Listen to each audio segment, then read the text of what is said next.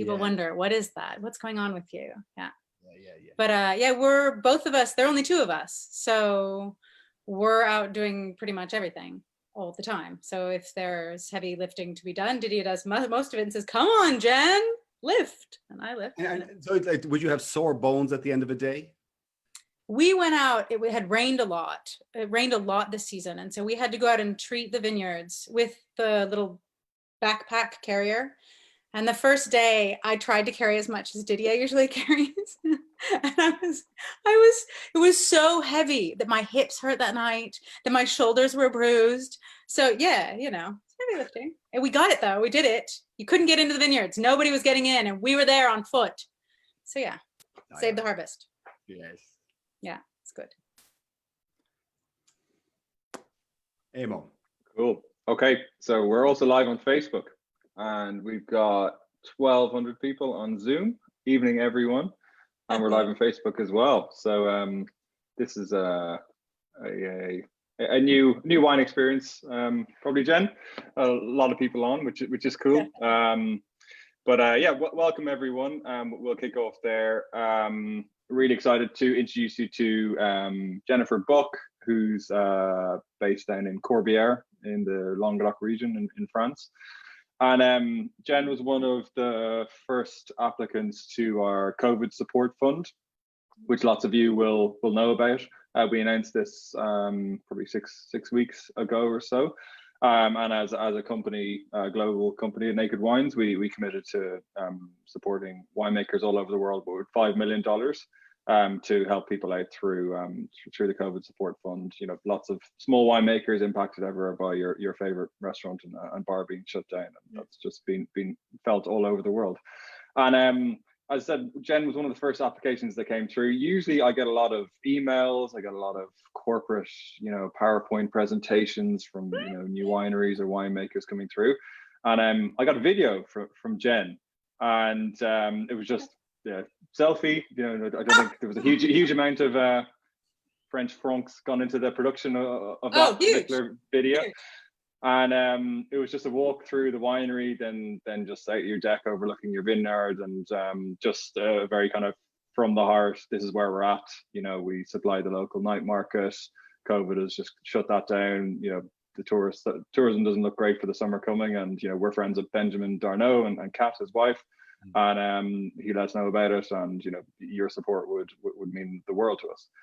So I was like, so far this is looking good. Let's have a look at the wines. So Jen sent the wines in the post, and got to myself and Ray, and we instantly loved them.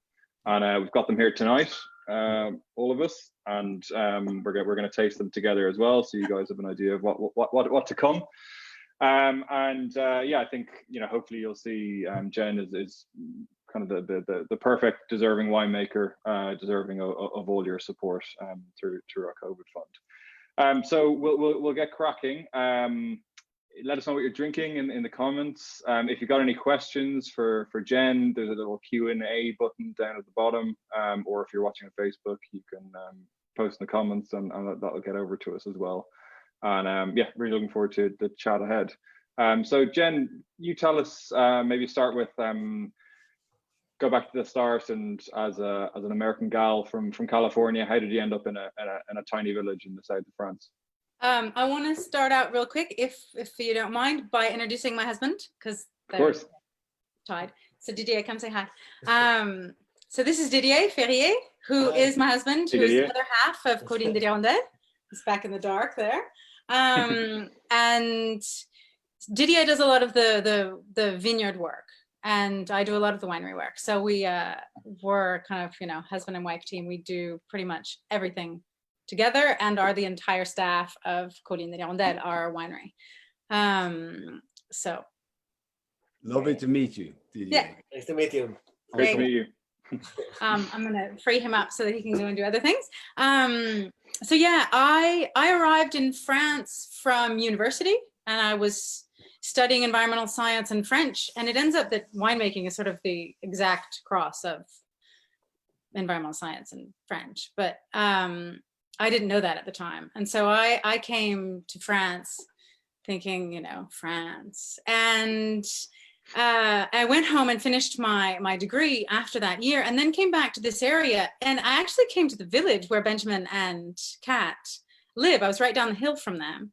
And I worked teaching English for several years, and I immediately met my husband and decided that I just needed to stay in France. We are living in France now. And so we traveled a bit. He had another job, and then we traveled a bit when he left that job. And we decided when we were in South America that we needed to make wine. We needed to take over the vineyards that his father had, that he had worked. He'd always sort of been, you know, family help. He'd always gone to the vineyard. He'd always been in that sort of environment. And so his father had kind of a lot of vineyards, probably 35 hectares, which actually isn't that many. I mean, consider, you know, but we wanted about 8 to do a project that was a family project where the two of us, without needing to have staff or have a lot of overhead, that we could do it ourselves.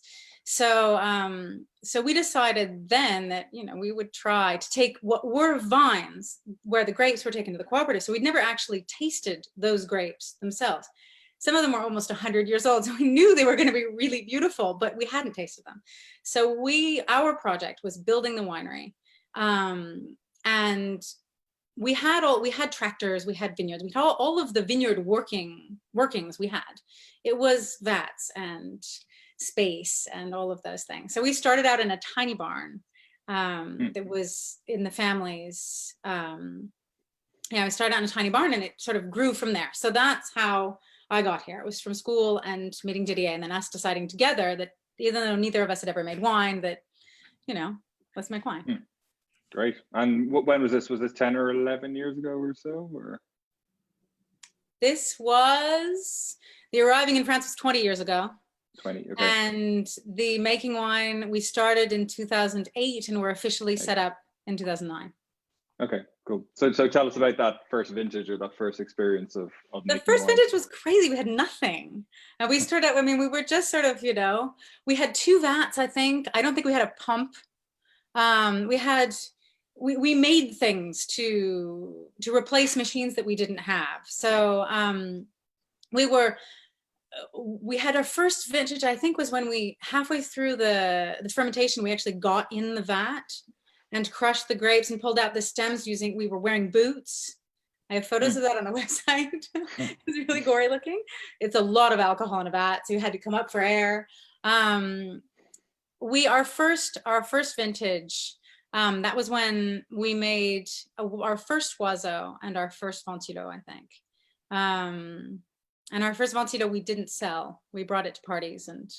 Your Ventilo is your rosé or blush, or? That is our rosé, right? That's our rosé. This one right here. There you go. And the Oiseau is your red. That's right. That's right. I have a half open bottle here. Right there. You go. Snap. So yeah, that was your first vintage, yeah. So that was our first vintage. Yeah, that was when.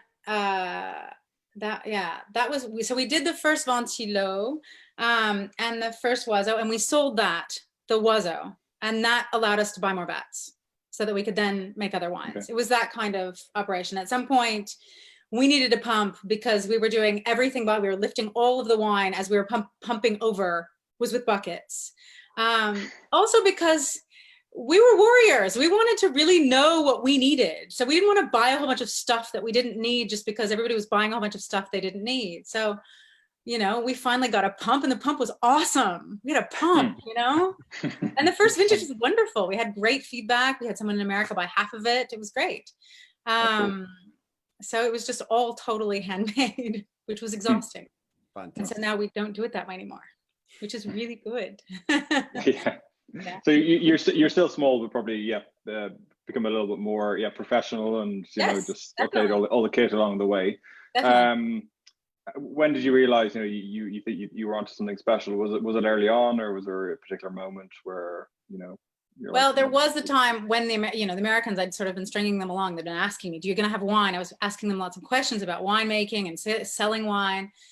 And they said, "Do you have wine for us? Like, can we taste this wine?" And I said, "No, not yet, not yet." And I said that for like 3 years. It was like one of those jokes that goes on forever. And I finally gave them wine, and they said, "We'll take what you'll give us in this wine." So I thought, you know, these are professionals. Like, they know a lot about a lot of different places and wines.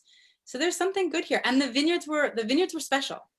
So I knew that if we were able to look after them correctly and making beautiful wine out of them, if you have really beautiful fruit and you're careful and work cleanly, you can make a beautiful wine with good fruit. And we were small. It wasn't, it was, I felt like the size was important. The fact that we were doing everything ourselves.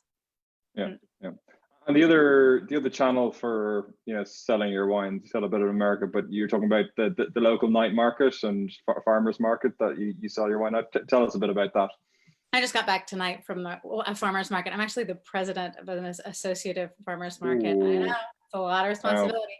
In a village population 400, I am the president. So anyway, it's a very small market. And the thing that's really cool about both of these markets is that they're very important to the life of the village in both places. So the one in the mountains is sort of a more alternative population, and we bring in bands in the summer and we do concerts and do a big meal on the market that's all organic market food. And I sell wine, and there's a woman who sells beer, and all of the people who sell on the market are then behind the bar and make the food and sell it.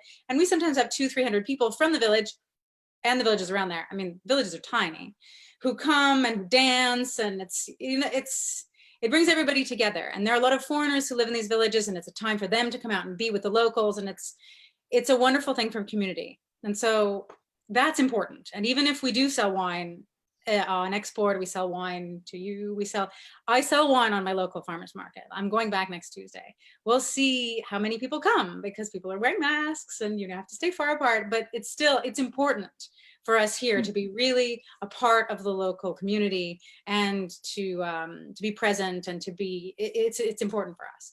So the night market in Douzens is different in that Douzens is kind of a rugby village. And so we have, my telephone is ringing for my daughter.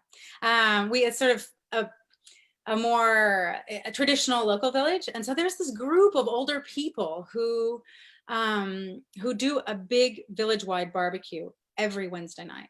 They do it free of cost, charge, or obligation. They go out and they grill meat, and everybody lines up and gets their meat, and there are stands with oysters and bread and cold cuts, sometimes as they go around the market, all of this. I know, it's great. And so we sell white wine because there are oysters. It was great with it. And then they do their big, and it's the dudes from the village. They're like the real guys. They're on this huge grill with they're using a shovel to move things around, and that's making fire, not the meat. And then everybody gets their piece of meat. And that in our village, there's tacky music that goes on, and people are doing the dancing, and it goes on until 1 a.m. And there are 5 winemakers in my village, and we're all very good friends. And so we share the night market. So everyone gets a couple of nights. We get 2 or 3 nights. But people, sometimes you get with 300-400 people on the square, and there's no other wine. So people will consume 1,000-2,000 euros worth of wine in the evening. They don't take any wine home. They drink it there. So it's like this, it gets to be kind of, a thing. And this is something that is really important to all of the winemakers in the village. That's a big night. And that 400 people, I'm kind of dubious that that's going to be happening this summer. I think we're going to not, there may be some sort of smaller market, but the whole serving wine on the square, we'll see if that happens. It is France, That is obviously an economic hit, which is critical. But also, I think just the way you've described it, it sounds like a cultural or a community hit as well. Because that sounds just really important, or keeping everyone together. Certainly in a village of 400, where 200 or so turn out. That's right. It's part of life. My village is bigger, huh? My village is 800. You're president, Yes. The Monor Square, big, huge.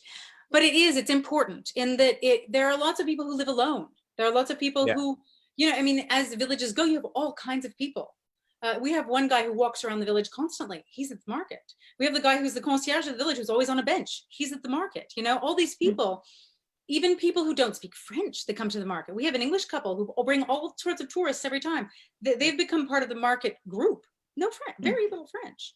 you know, they're signing people in. No French. It really ties people together. It's an important thing. So hopefully it'll be back next year. Jen, just can I ask before Eamon takes over, but what's the name of the village? Because I'm sure I need to write it down because I want to go. I'm sure others who are watching, like, where is this place with the oysters and the I live in Douzens. It's called Douzens, Douzens. There you are. Oh, Douzens. Yeah, cool. All right. See you this year or next year? Yeah. Next year. Yeah, see you there. I reckon most people watching have, you know, been in Italy or France or Spain on holidays and stumbled into one of these village festivals. And when you're on your holidays, and they're the most wonderful experiences and memories. And that has me seriously hankering after a trip, which just isn't possible for any time soon. So tell us then, why don't we talk about the white wine first? So just as an aside, guys, watching, we had hoped to do a marketplace deal live tonight, but maybe a pre-order. We're having a few technical hitches, so bear with us, please, if you will. But we're going to talk through the 3 wines that you guys will be able to get at the end of this. So we'll start with your white wine, the Nebula Blanc 2019. So I've poured myself a nice big glass here. And could you tell us a bit about it? It's Roussanne Grenache Gris, and we planted the Roussanne the year that my second daughter was born, so it's 9 years old. And we wanted to make a white wine because we like drinking white wine, and the Roussanne is quite a typical grape in this area. And Benji makes a really good Grenache Gris, so we liked Grenache Gris, but you know, we thought we'd planted that a couple of years later.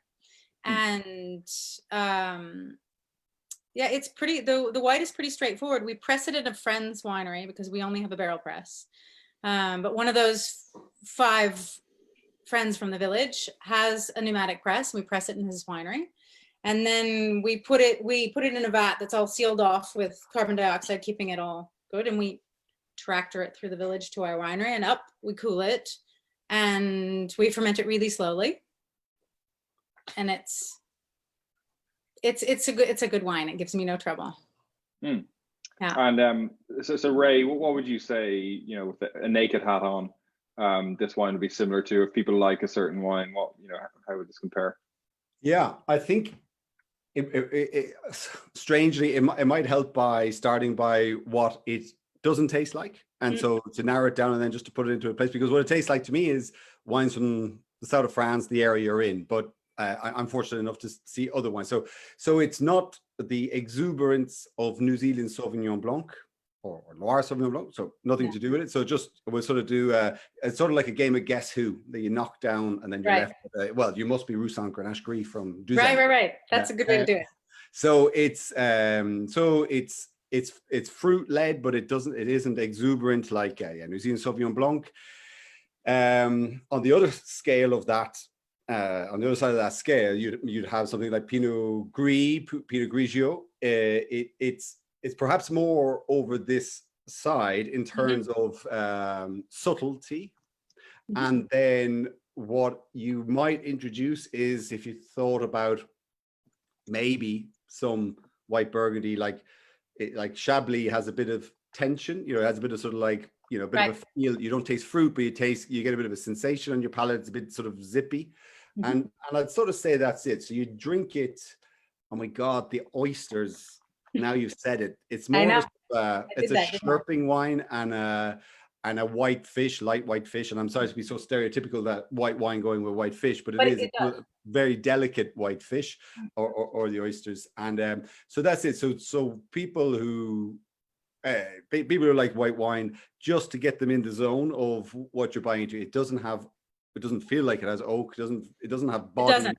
That's another thing important. It doesn't. There's no oak. And another thing that Didier just sort of whispered to me is that the juice is blended before it's fermented. So the two, I bring the two, we press both of them, and then it's co-fermented. Gotcha. So the juice has been together since before the fermentation started. Cool. Yeah. And then I think you also said that you fermented very slowly, which that can also sort of you lose ester, so you lose the sort of top tropical notes and stuff. And yeah, so it's a gorgeous wine, but for people to, and I would say I opened mine at about 7:45. Oh, there's Ben. Oh, okay. We got a couple of Zoom bombers here, guys. Can someone boot them out? Hey Ben. Hey Kat. Hey Ben. Hey Prakash. Yes. I don't think we can hear you. Yeah, you look great. Yeah, you look exactly. You need to check your mic. And no, Get her on. Muted. So you keep talking about the white there, and we'll get guys sorted. The last thing on the white, until Ben and Kat, you sort out your microphone if you can, is the one thing I would say is I opened it at about 7:45, and it was so sort of on that side of the Pinot Grigio spectrum, or not Pinot Grigio, but on the lean style, that I thought I'm going to wait and taste it a bit more when it warms up. So I wouldn't drink it too cold. Yeah, because no. You lose a lot of the fruit if you drink it too cold. Exactly. Yeah. So that's just something to take away. It's gorgeous. It's a big drinker. Don't drink it too cold, and then drink the whole bottle. It's the whole thing. Yeah. So do we have a word from? Oh, they're connecting now. Ben, are you there? Test. It says you're not connecting. Maybe jump out, guys, and come back in again. That would work, or try a different device. That's Benjamin Darno and Kat, one of our top wines. So, Jen, how do you know the guys? Gosh, I've been thinking about that because I knew you were going to ask me that question. I actually met Kat and Benjamin through an Australian woman who was here on vacation for like 6 months, and she and I became friends because I saw her in a tiny village in the Minervois. She got here at the end of summer, and she said, "Oh, I'm going to live in a French village all winter," and I've done that. Yeah. And I thought, she speaks no French. I thought, I have to say, friends. She's going to be so alone. And so we became very close friends. And just before she left, I'm going to live in a French village. We've been there forever. And we've been very close friends ever since. But I see them often. I'm looking at her photo right now. Ben and Kat, I think we have your audio, not video. That's okay. It's a thing. So how are you doing? No, yeah, can you hear us? No. We're lost in the long dark. let me. Oh, we're back again. That's it. Let me start video now. I think we're there. Yeah. Hey, they're so on it. We got video, we got audio. We joined the 2020 time, yeah. You did it. Hi, Jen. Hi, Ray. Hi, Omen. Hey, guys. Hi, guys. Hey. So we were just asking Jen how she knows you guys. So could you give us from an existing naked winemaker's standpoint, what do you think of Jen and Didier and their wines?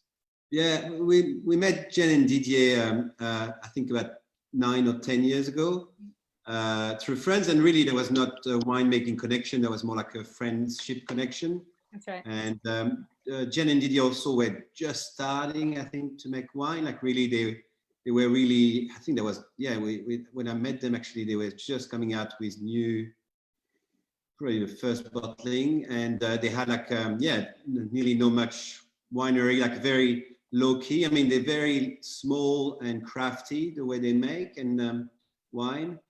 And so, yeah, I mean, first, like we become friends, and we're more like, we're more friends than winemaker friends, because, we've got common friends together. And we start to drink wine of each other, of course. And really that's what it is, actually. We are friends, and I love those guys' wines. We drink their wine a lot. And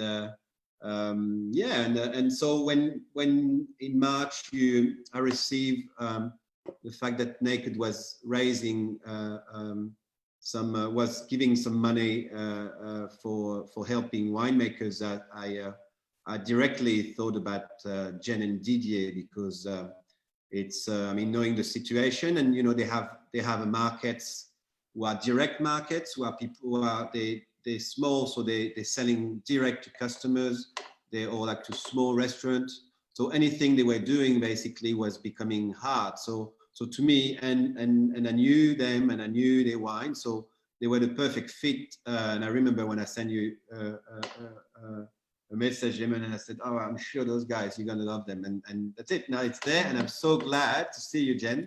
It's amazing. Great. It's great. Yeah, no, it's good. Like that's. I think you Naked's done a good deal. Detail here in that he sent me the email and I wrote back immediately and said, "We don't have any awards. The press doesn't know us. This isn't for us." Immediate response. And he looked at that. I'm sure I can see him rolling his eyes and being like, Jen, Get out of the village. you're an idiot, Jen, stop it. And so like 10 minutes later, not even, I immediately got on the phone with him. All right. I was like, okay, so Benji, about this Naked Wines thing, like what's going on here? And so he's like, "I knew you would call me. I knew you wouldn't leave it there." Like, Yeah, no, that's great. No, that's good. I'm glad, and I think, and yeah, it's going to work out fantastically. I think for everyone. we are so grateful. It's fantastic. I mean, thank you. Yeah. No, that's great. I think everyone's lucky. The naked angels are very lucky that you're going to have access to your wine. I think. Thank you. And I know there's not that many, but I think. The great thing with Jen and Didier is they build so I'm sure Jen told you before that, but they build a lovely winery and a house in the most beautiful spot in the Corbières. So now they're receiving people very easily, like they really set up for that. So I think at the end, it'd be amazing also for angels to come and visit, because they have a whole setup. Like they're very community orientated, those guys. A lot of energy. Yeah, a lot of energy, and they. Well, yeah. yeah. No, yeah. Yeah. And so we are thrilled that that's those guys join the Naked community. Yeah, no, really cool. So are we. Thanks. Very cool. Okay, so let's talk rosé. So Yes. I moved on to the Ventillo rosé. That's what I'm drinking. Could you explain the name first of all? What does that mean? What's the significance? The name goes back to that first winery that Ben was talking about, and that I was talking about when, no pump, none of that. So our first vintage, we had no cooling system. And to make rosé, you need a cooling system. You have to be able to cold settle the juice. Like, it's not an option to do without it. So we got the juice in and we thought, gonna cool this. Ready, cool. And so we put sackcloth around the vat. It was a metal vat, a stainless vat. We put sackcloth around it that we wet, and then we used a fan, which my mother calls a swamp cooler. So I don't know if this is called a swamp cooler anywhere, but in America, and we had a fan that was headed toward this wet sackcloth that cooled by evaporation the vat. It was a Didier is whispering over here. It was a 500 liter vat. So they the are next very morning, crafty. the vat was 9 degrees. Sorry? You are very crafty. We're very crafty. Yeah. Talk to me. I mean, hey, you're crafty. Those guys doing everything by hand, like they're like from A to Too Z. many things. They're doing everything. Everything. Yeah. I know. So And in it- French, a ventilo is sort of a slang word for ventilateur, which means fan. So it's like directly related. The name is directly related to that original experience. Very cool. And the grape Chenonceau, please forgive me, I've never heard of that before. So No one's ever heard of it. You're not alone. It's a local grape. It was a grape that was made in this area it was a cross that was made in this area in like the late 70s, 80s. That's very adapted to growing in the Languedoc. It's one of those things that was sort of mysterious. There are about 400 hectares of this grape left. It was widely planted for the cooperatives that didn't know what to do with it. It's actually a beautiful grape. And we were really lucky because my father-in-law had a big plot of this. I mean, big for us, 1.5 hectares. And that we met an enologist who said, keep this, make rosé out of it. Don't be snobs. Don't just keep the Syrah and the Grenache. Keep this one you've never heard of. It makes a great rosé, and we listened to him. And I love this rosé. It's different than every other rosé I've tasted. It's a grape that no one ever gets to taste, and it's a really beautiful grape. It's related to the Grenache, so it's a cross between Jurançon Noir and Grenache Noir. So it has sort of a similar fruity quality to a Grenache. It's That's cracking. And I remember, Eamon, we received samples at our home address, everyone working at home. Yeah. And we did our online tasting together to going, right, what do we think of this? And the rose, it was just straight away like, yeah, definitely. Yeah, for sure. Okay. And we didn't actually dwell too much, but, you know, we talked about the grape, like, what the hell is that? Okay, fine. But it was the color is beautiful. And I think I mean, if the light can do it justice, it is very pale. Yes. And in terms of the flavor, you know, so I guess one might give a nod to Provençal style. So it's not the deep pink, and it doesn't have the tutti frutti of maybe Navarra or some Californian wines, whatever. But it has this sort of extra level of flavor. I dare say it has a slightly more fruit profile than the white, you know, in a good way. It does.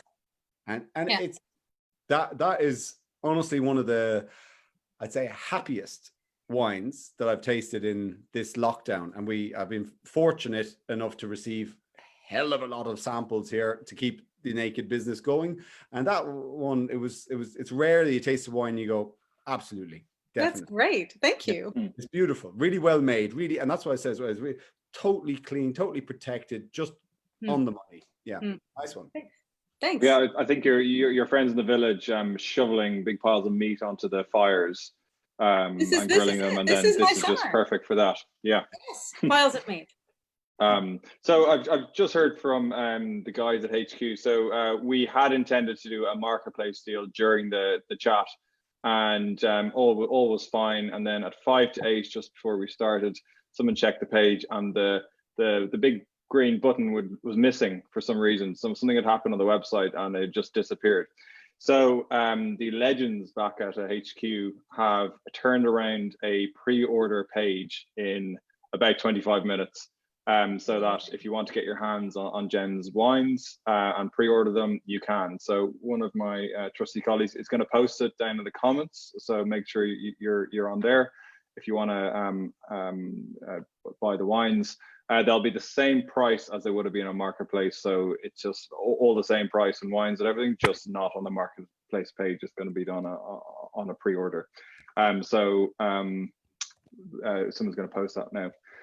So that's a relief. We got that out of the way. It worked.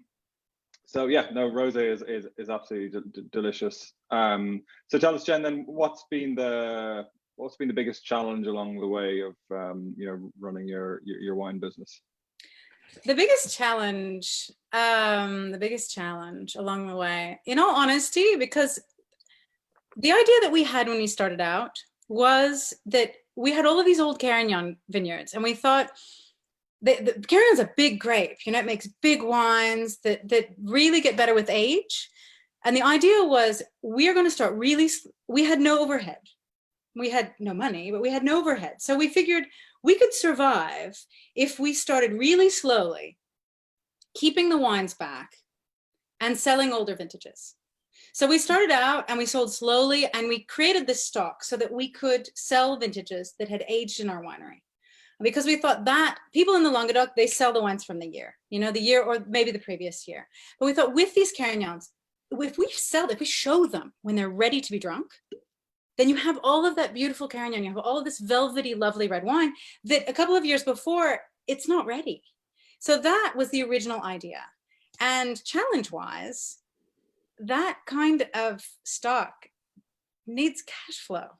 And at some point, that became sort of a challenge, especially as Benji was talking about with the house and the winery. At one point, we built a winery. We built a house, and I spent with Didier 2 years working physically on the house. We had the shell of this wooden house that looks over the vineyards built.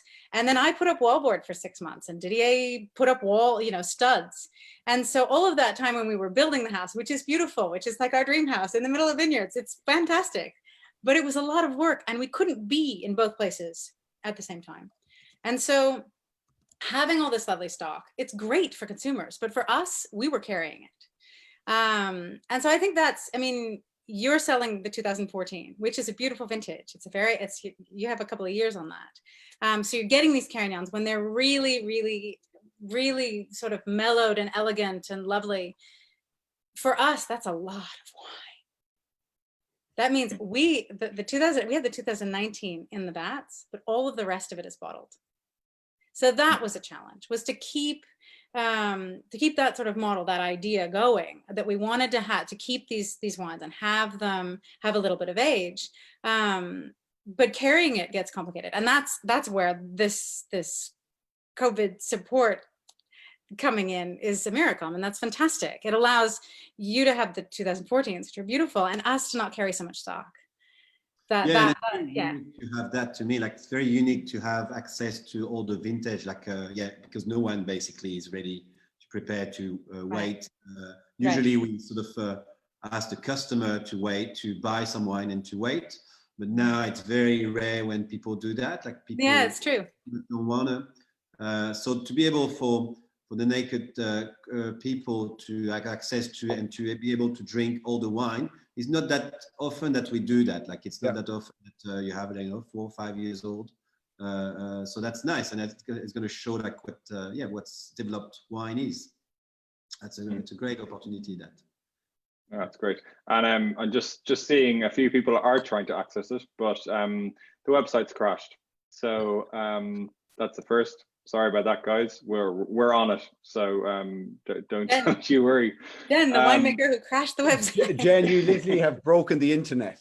Oh, I broke the internet. Yeah, you tell that in the market on Monday. Jen, what I can say, it saved you that those guys would have sold your wine in about 15 minutes if it was that thing's on. So actually, this one's going to be still for sale for another few hours, which is quite good. It's so shocking to me. It's so shocking. It's all gone in about 10 minutes. So it's so crazy. It's another world. For the people who haven't been able, so for the people it's another world. If you guys try refreshing the page, a few people have had success. So apologies for the technical glitches, but this is we're in uncharted territory here. So would you tell us about the wine then, Jen? I've just got the 14 Oiseau here. Okay. So what about the bird? Tell us about that first of all. The bird.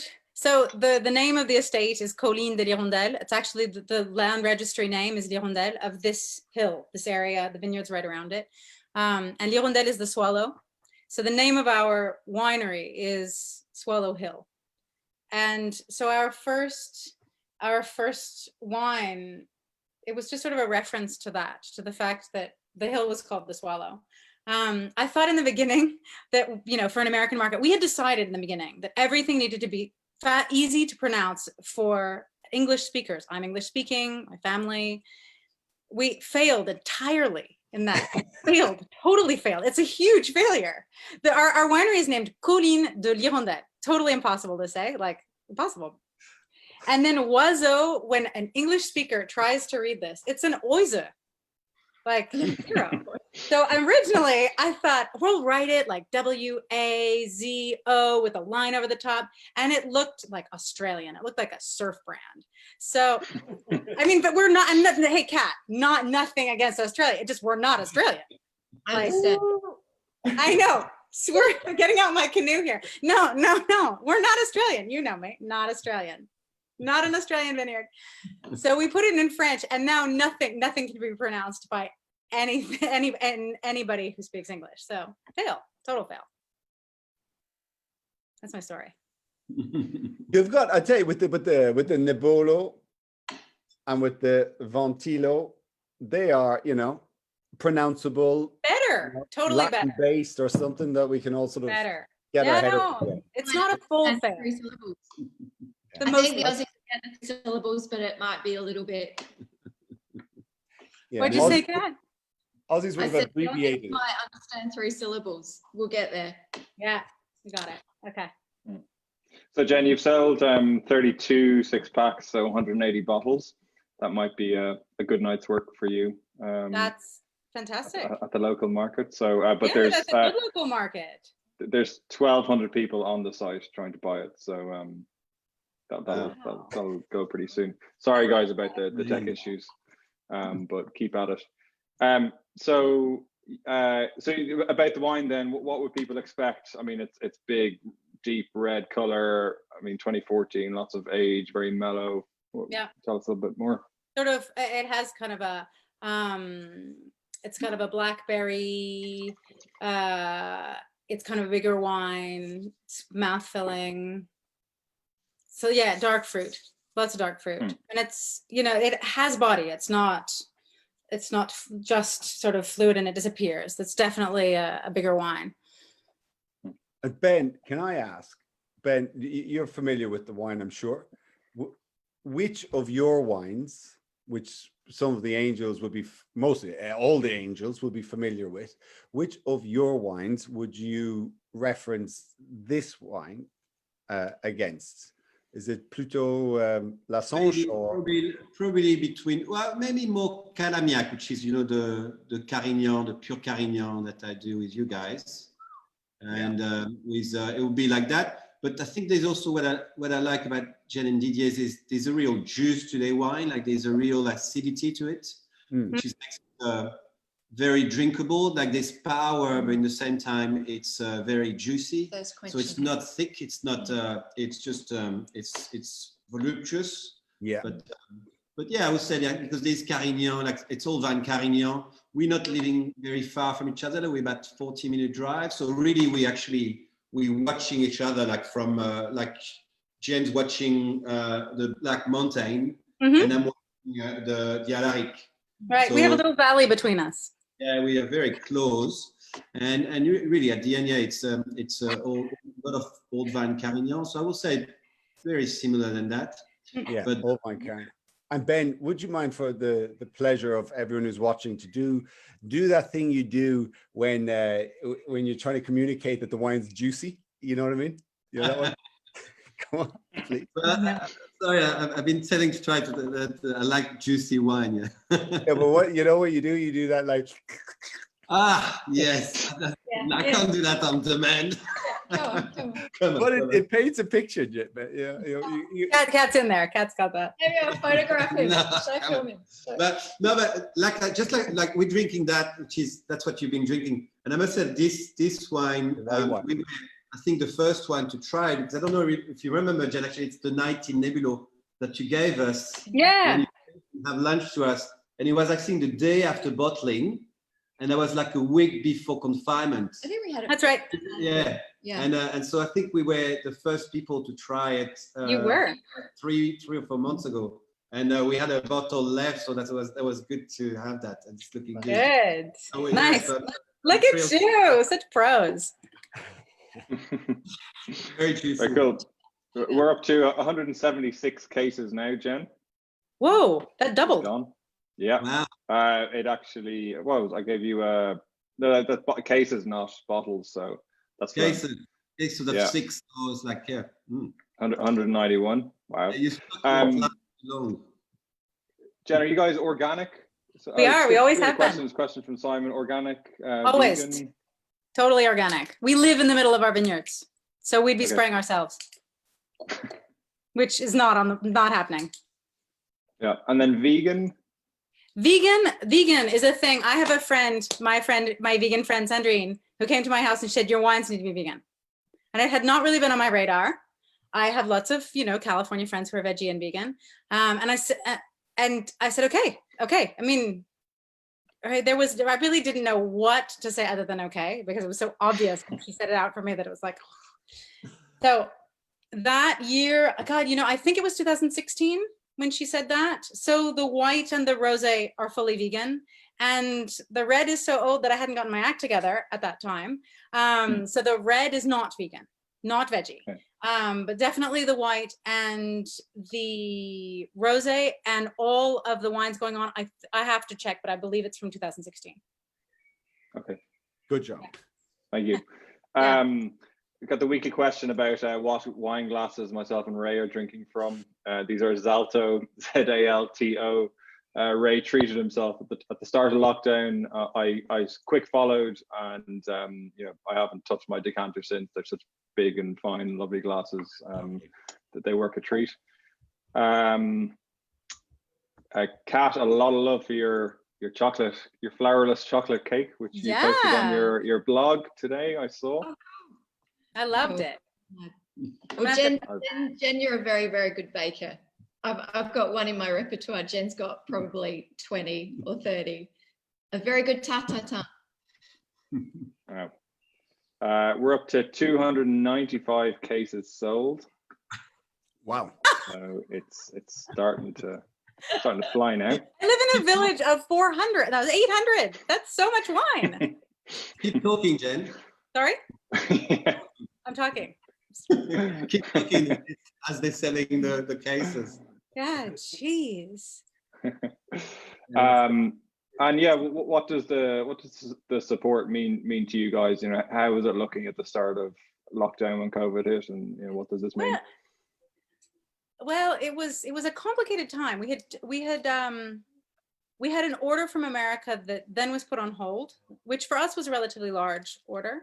And then we also had the fact we were projecting the fact that we do have a lot of people who actually come to the winery, tourists, people. We have, you know, 1 or 2 visits a day, and so if people weren't going to be coming to this area, that could have been kind of complicated. There were a lot of things that were really up in the air, and a thing that I was telling you on one of the videos was that we had this vat of Mourvèdre. I don't know if I told you that, but I had this vat of Mourvèdre that I was going to. We had such a huge harvest this year. It was a massive harvest. We had to buy vats during the harvest because the grapes just kept coming in. We didn't know where to put them. We made a late harvest wine because we had one vine we really didn't even know where to put it at all. So we made something else with it. And we had all of this wine. And I said previously that we had all of this stock, which is great. And we were doing quite well, but then it just looked really uncertain with lots of stock and lots of wine in the vats. And so we said, you know what we're going to do? Didier is very good at, Benji, how do you say gestionnaire in English? Like gestion. Managing?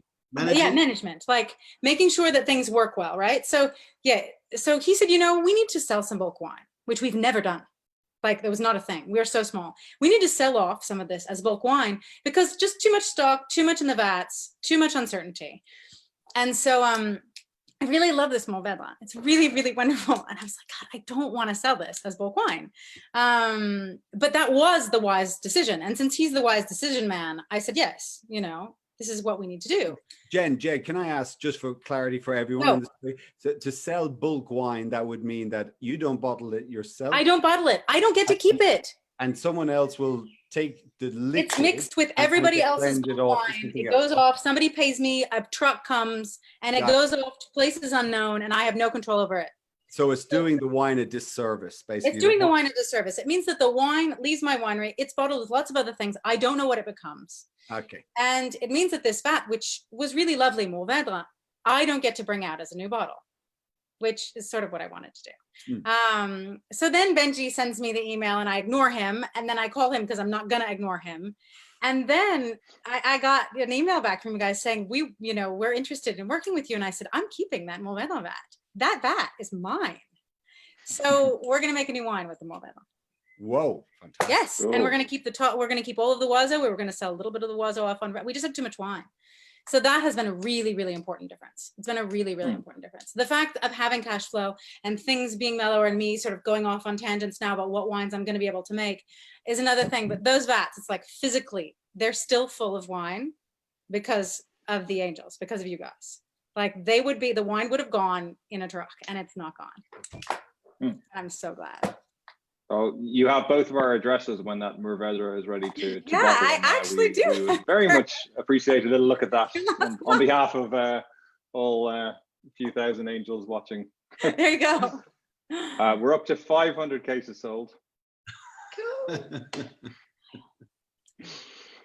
How much do you have to sell? Not very much. I think we've got, is it 1,200, I think, because that's the max amount of white. Amazing. Yeah. Yeah. Thank you everyone who's watching and who's contributed.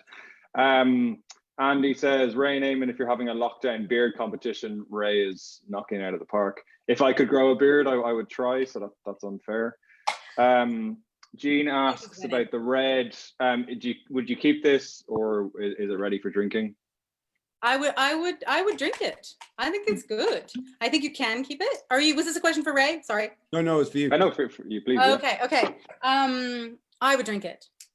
I would definitely drink it. You can keep it. You can keep it probably 3 or 4 more years. But Languedoc wines, I would drink it. It's good right now. You have lots of good fruit that's still there. It has mellowed. It's in that good time when you should drink it. Drink it. It's a real treat to buy a wine from Naked that's 6 years age, and you don't have to do that aging yourself. So and it's a bargain. Keith asks, as someone who really struggles to drink rosé because of the sweetness, what would you tell me about yours to persuade me? That it's dry. It's got a lot of fruit, but it's dry like a white. I mean, it's not. It has more. I mean, it has big fruit. So if that's the sweetness that they're meaning, the sort of fruit pouredness. But there's no residual sugar in either the white or the rosé. There's no real sweetness. Yeah. It's a very dry rosé. I recommend actually, like when people try to want food pairings for it, I say to put it with black olives or with like a caramelized onion tart with olives. It goes with sort of salty things in that way. It's not at all a sweet wine. No, and I think, and Keith, just for perspective, there are sweet wines out there in the market that are still appreciated. I mean, sweet rosés, to mention a brand, maybe Gallo, White Zinfandel, or things like that, typically identifiable by the color. So the pink, it's sort of a leader to give you to identify what it's going to look like. And this is, purposely on the other side of that spectrum in terms of the fruitiness. Like I said, maybe that was at the beginning of the call, that the white, you shouldn't drink too cold so that you can open up the fruit. This rosé, which is dry, no sugar, not sweet, but it's fruity. And if you want to turn down the fruitiness, you just pull the hell out of it. Yeah, cold. You just stick it in very, very cold. Yeah, and then it's a crusher. Yeah. So simply like that. Smart. Thanks, Ray. Very good. 631 cases sold. Woo! That's half of what you guys are taking. Oh yeah. We're not done yet. That's great. In 1 hour. And then they have to wait another year before they get the next lot. Sorry? Then they have to wait another year before they get the next lot. But better get that Mourvèdre moving to those guys. Yeah, definitely. Quentin in Belfast asks, how do you guarantee consistency given all the variables? That's a good question. How do I guarantee consistency? Does it between vintages? Yeah, I guess so. Consistency. I think that's a hard question because I don't really think about it. Because I'm doing it myself, I bring the same attention to it every year. There are things that change. Last year's rosé, I should find a bottle of last year's rosé. It's like fuchsia. We had a lot less juice, and so there was a lot more color that was taken from the skins. It was a bright pink rosé.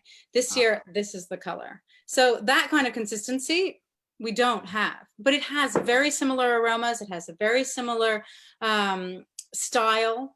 I think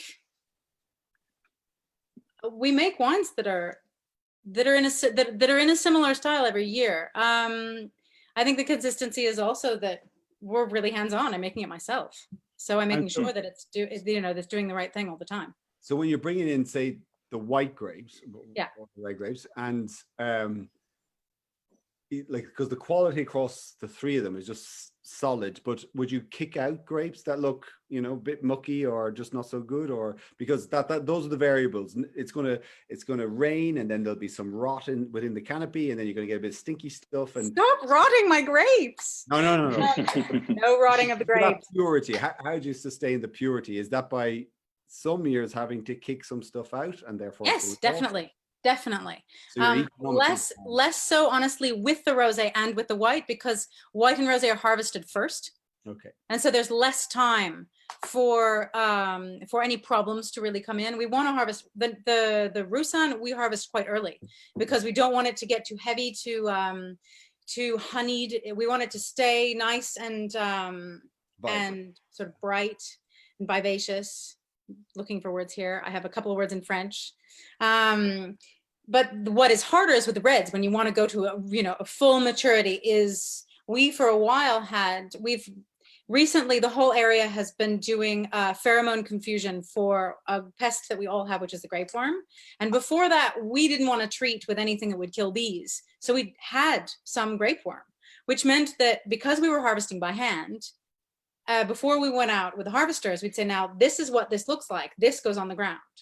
And then we would go through it as it kind of came in to make sure that they hadn't missed any. And we were in charge of making sure that the quality of the grapes that went in the vat was the same every year, and that it was the highest quality possible. So if we had a lot of grapeworm, it went on the ground, and we had a smaller vintage. And that was. I know those guys, and you can see that she's quite definite. Like those guys, by knowing what they're doing, they don't compromise. Like they go all the way, and you can see the way it's talking. No compromise. Not talking shit. She's coming from. No, they are the real treats, and if you go and see them, everything, there's no compromise. Like everything is done step by step by them, only them. So it's it is true. Which is why we don't want to grow, which is why we're happy at the size that we are. I mean, we would like, with our wines, we would like to make more with the land that we have. I mean, it's wonderful if our wines have higher value, but we do not want to double our volume and then not be able to look at all of those grapes as they come in. I mean, that's what we enjoy. I mean, is doing that kind of hands-on work. Well, Ben, you've clearly introduced us to a gem. And a Jen. Sorry, that was not. Anyway, please take it back. Take the mic. We're up to 750 now. Next question. Jean is still wondering. I told you they were going to sell that wine before it was finished. I'm glad you broke down earlier, otherwise we all gone. Jean, who asked previously about the rosé, I don't think she's convinced. She's wondering from the last question, is it a serious wine? Jean, I would say, imagine a French rugby prop with a big fire and serving meat on grilling meat, and he is knocking this thing back by the bottle. It is a serious rosé. Serious rosé. Yeah, absolutely. Warrior rosé. Mags asks, how long would you keep the white for? How long would I keep the white? I would drink the white. We make so little white. I honestly, to tell you totally truthfully, I drink it. I don't know. Fair enough. We make so little white that we just drink it. I mean, I have a couple of cases of older whites and they're delicious, but drink it. Okay.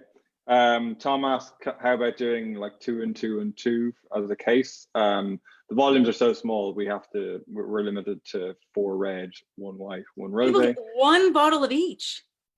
They got 4 reds, 4 2014 reds. 4 red and 1 white and 1 rosé.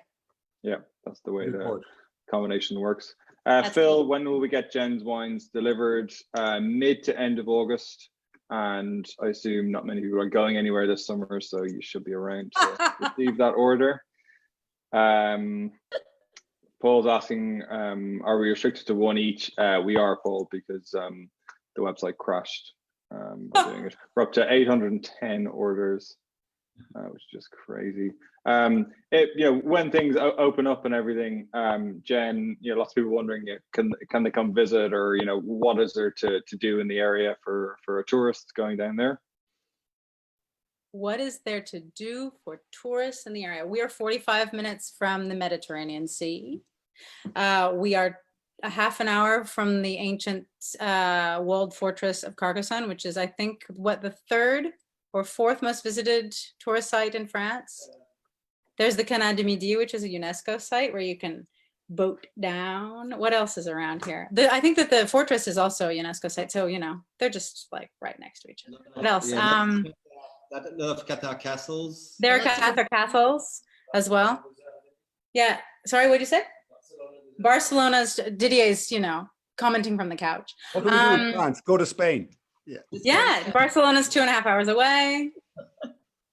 So, it's beautiful. And I think one of the things that I personally really love about this area, and I think Kat and Benji will agree, is that there isn't that much really going, to go see. It's like you have a little village, and you're in a place where it's nice and warm, where you have these cicadas that are making cicada noises, and you have all of these lovely wines that are cool, and you have your oysters, probably because you got your oysters at the little market, and you sit at your table and you have a glass of wine all afternoon, and you don't really worry about what there is to visit, you know, because you don't need to go visit stuff, because it's just quiet, and you're surrounded by vines and olive trees, and yeah, there you are. It's the beauty of the environment, isn't it? It is. Jen? It's a beautiful, beautiful natural Really place. inspiring. Like, yeah, you have friends that come here on holiday and they've got ideas on the map where they want to go, what they want to do, and then by the end of it, you think, actually, we did bugger all. Like, we didn't go anywhere. We don't do anything. I have friends who come here and they see nothing. Yeah, it's special. It's cool. They slow down. They just slow down. They spend time on the hammock. They spend time making food. It's very slow. You guys should follow also like Jane's Instagram. Like she's doing like some nice, gorgeous photos, nice, great photos about like the family. You, Kat, you're the monster on Instagram. Instagram queen. Instagram queen. Jane, can you tell us what your Instagram account is, and maybe the team can post it on here, or if you spell it out, we'll get it. It's Colline de l'Hirondelle. Like that's so easy for you. Is there somewhere I can write this, or shall I announce it? Shall I write it on paper and turn it over backwards? Or I guess it's the name of the red wine. It's the name of the wine. Yeah. Okay. Yeah, Colline de l'Hirondelle. It's the name of the estate. Yeah. And you'll learn French while you do it, because Jen always writes in English and French. I write both. I try to do a little translation. Good on you. Yeah. Takes a minute, you know. I put time into it. Yeah. Yeah. We're up to 855, so I mean we're about 70 or 80% sold out of everything in under an hour, which is Benjamin. So Ben and Kat, what do you think in terms of the support, and for people like Jen and Didier, what would this mean? Well, I think there's actually a plan that I think I heard that they're gonna be able to renovate some old buildings falling apart. Like there's a roof, is it? Like I heard that there's a roof. There's a roof. There is a beaten earth floor that is going to be cement. Roof who needed to be restored for many years. So I think that's going to help on that. Yeah. And I mean those guys really. I mean, as you can see, like they have been living to 10 years on nothing. Like they are resourceful. So every penny counts, and I think that's really going to give a big breath of air, and they're going to keep doing what they're doing. And they, again, like even with no money, they don't compromise. So I think that's great to see that. I think that's why you're storing your wine, actually your bottles, no? Is that why you're storing your wine? So so I think that's going to help actually to make the wine. So like to store it under a new roof, I think. That's great. That's fantastic. Very cool. So 870 now in 30 minutes. Donc ça fait 870 cartons de 6 dans 30 minutes. Ouais, c'est bon ça. How long would it take you to sell that amount of stock normally? That's I think we sell that probably in a month, maybe 800. Combien de temps ça prendrait pour vendre 870 cartons? A month or two. Okay, you can go on holiday. Was that 30 minutes? You can go on holiday. 900 now. 900. Yeah, well, 2 months. 2 months. 2 months. 2 good months, you know? Yeah, 2 good months. That's not like, Yeah, December. like 2 summer months. Very cool. Fantastic. All right. Well, we're slightly over time, so I think we'll leave it there. But thank you so much, all the angels on board tonight who've tuned in and also put up the money to support Jen. You will be rewarded. Got some amazing wines on the way to you. That's for sure. Thanks Ben and Kat for joining in. That was a great thank you for taking those guys on. Thank you guys for sending off that email that I ignored. Yeah, we didn't have some saucisson rosé. The saucisson warrior rosé. Thanks Ray, blind as ever. And thanks, Didier and Jen. Been a real pleasure to taste with you tonight and spend an hour together. And we're so thrilled to be working with you guys. And like I said, this is the fund was set up to support people like you, and we're thrilled to be able to help you guys and get some incredible wines to our customers. So yeah, roll on. We've got about 300 cases left, and they'll be gone, I'm sure, inside an hour if the sales keep going that way, which is just crazy. So yeah, we're no pressure to get them time, and we'll all be waiting mid to late August. Great. To get here and Cool. It was great fun, guys. guys. Lovely, a pleasure this evening. Thanks so much. It was special tonight. Thanks, everyone. See ya. Good. Thanks so much. It's great.